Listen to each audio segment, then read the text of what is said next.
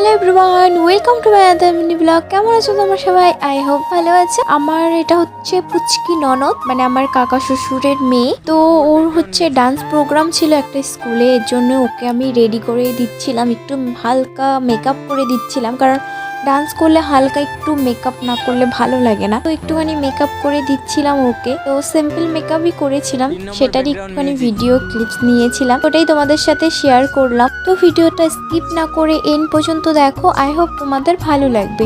কিন্তু ফাইনাল লুকে যে ভিডিওটা নিয়েছিলাম আমি, ওগুলো ডিলিট হয়ে গেছে। ফাইনাল লুকের ফটোটা দিয়ে দিয়েছি।